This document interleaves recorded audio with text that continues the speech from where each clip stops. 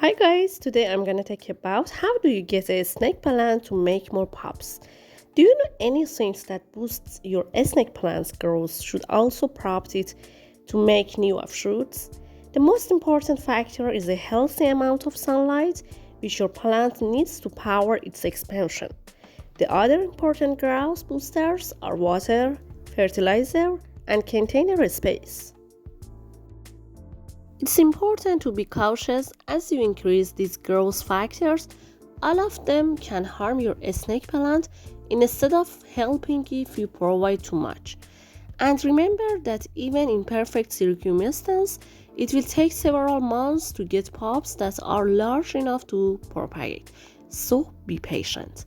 Here are 4 best tricks for encouraging a snake plant to make new shoots. When a snake plant isn't producing shoots as fast as you expected, it's almost always because it needs more light. Plants can only get the calories to build new roots and leaves from one source, the sun. We recommended an east-facing window if you've got one available. Southern or western exposure can also be good, but you may want to keep your snake plant a few feet away from the window. They can get sunburned in intense heat during the growing season. You can put your Sansevieria on a porch or balcony. Just don't let it get more than 5 or 6 hours of direct sun per day. If there is nowhere in your house that meets your snake plant's needs, try letting it sit under grow light for at least 12 hours per day. People often refer to fertilizer as plant food, but as we've already discussed, a plant gets its actual food in the form of sunlight. Fertilizer is more like a nutritional supplement. Just remember that more isn't always better.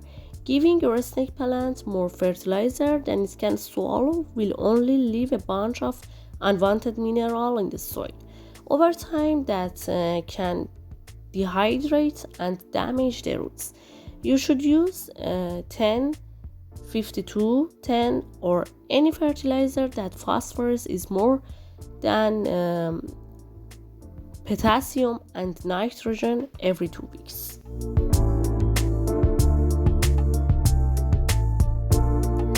You can strike the right balance by watering when the soil around your snake plant's roots has just the slightest bit of moisture left.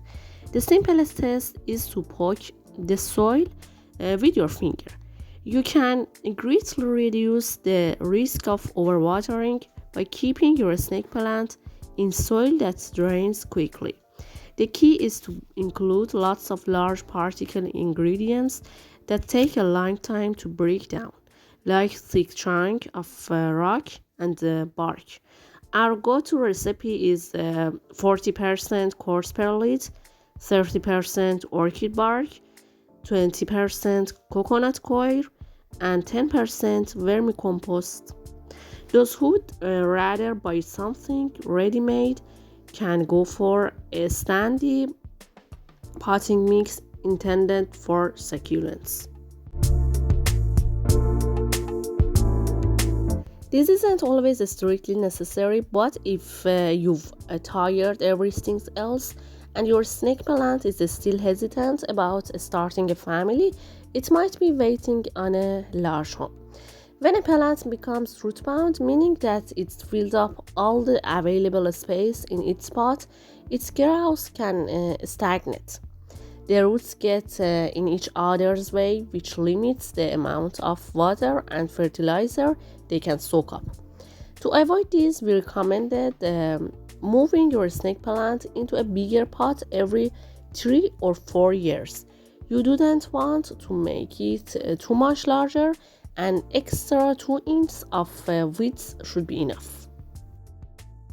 If you have any question about fertilizer, for example, what kind of fertilizer is suitable for my plants, for making pups, for growth and others, you can share it in comments. Thank you guys. Bye.